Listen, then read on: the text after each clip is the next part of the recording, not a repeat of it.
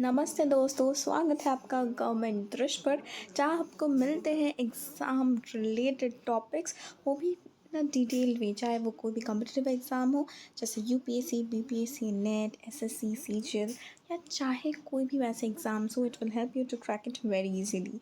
और वैसे ही आज हमने स्टार्ट किया है with a new topic of the same Lucent series of the general knowledge of ancient history with part 11, जहाँ पे हम जानेंगे मेडिवल इंडिया के बारे में, where we are learning about the starting of the medieval period, that was also known as the Rajputa period of the North India, and this is the time period. And after Harshvardhana, the Rajputs emerged as one of the most powerful force, or they emerged as one of the rulers of this place, and they dominated the political scene for nearly 500 years from the 7th century. Here are some of the 10 important Rajputa kingdoms, such as Chauhan of Delhi, Ajmer. This was the period, this was the capital, and these are the founder names. Then we have Pratihara, Chalukyas, Pawar, then Rashtrakutas of Malkan, Chandela, Kalchuri. These are all the kingdoms name. Gulihota, Tomar, Gadaval. Okay, go through them as it can come in the form of MCQs. Then we have the tripartite struggle. What is this? Let's know about it. Towards the close of the 8th century AD, which means towards the end, there were three great powers. Okay, so what were the three great powers? There were the Palas in the east, the Gurjara-Pratiharas in the north, and the Rashtrakutas in the Deccan. So these were the three great powers. Now, this tripartite struggle for the supremacy among the Palas, Pratiharas, and the Rashtrakutas was the important event of the centuries. Now, the struggle for the supremacy, who is above whom, who is inferior to whom. This was the struggle which existed between these three kingdoms. So, and what was the main struggle? It was their desire to annex over the city of Kannauj. Okay, they wanted their annexation or the possession over this city, that is Farrukhabad district, UP, because that time that was one of the sovereign symbol. So they all had that thirst of capturing that place. Now the Palas. This is the time period. And this is the capital, that is Mudagiri or Munger, Bihar. Now, who founded this? It was founded by the Gopala in 750 AD. His son was Dharmapala, who succeeded him, and he also revived the Nalanda University. And he also founded the Virkamshila University. And who succeeded it? It was succeeded by the Sena dynasty of Bengal. And Jayadeva, he was also the great poet of Lakshman Sen. Then we have the Pratiharas. This was the time period. They were also called the Gurjara-Pratiharas, and they were originated from Gujarat or Rajasthan. We have Bhoja Mihir Bhoja, who was the greater ruler of this time period. Then he was a devotee of Vishnu, and they adopted the title of Adhivara. Then we have the Rashtrakutas, that is 752 to 973 AD, and he fixed his capital as Malakhan, and this was the district that he founded. And one of the greatest ruler was the Govinda III. That is the time period. Then Amgovarsha. This is the time period. Please remember the time dates. They ruled for at least 64 years. But what happened due to the pursuit of religion and literature, they all led to war. And then he also wrote a book, that is Kavi Rajamarga, and it was one of the most earliest Kannada book on poetics. Then we also have this famous rock cut temple of, that is Kailash Shiva, that was founded in Ellora, and it was built by whom? One of the Rashtrakuta kings, that is Krishna I. Now also let's know about the other important rulers. We have Prithviraj Chauhan. This was a time period where he ruled. He ruled over Delhi and Agra, and he fought two important battles. Please remember that. That is first battle of Terrain, which was fought in 1191 between Prithviraj and Muhammad Ghori, in which the latter was defeated. And second battle of Terrain was found in 1192, where Muhammad Ghori again invaded India, in which Prithviraj Chauhan was defeated and captured and later on slain. This kingdom of Delhi, thus, they fell to Muhammad Ghori and he captured. This battle of Terrain had great importance in the political scene, as this was the starting of the Mughal rule in the northern India and also afterwards in the southern India as well. Now let's know about the Jaichand Gadaval Rathore.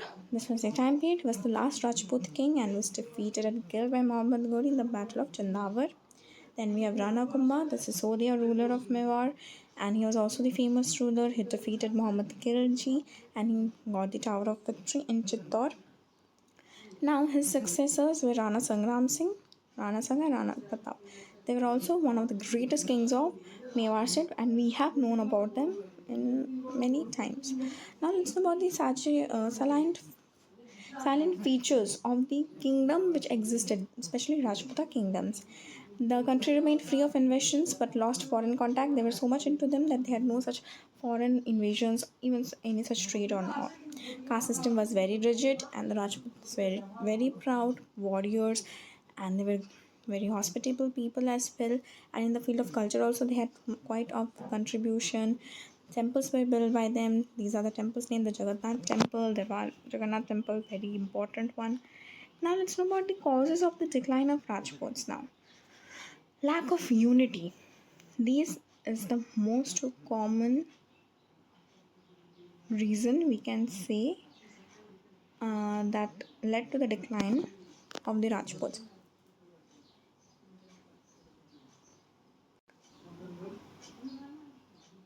Okay, they were also foresightness that they were not being able to see what the Mughals were planning or plotting against them.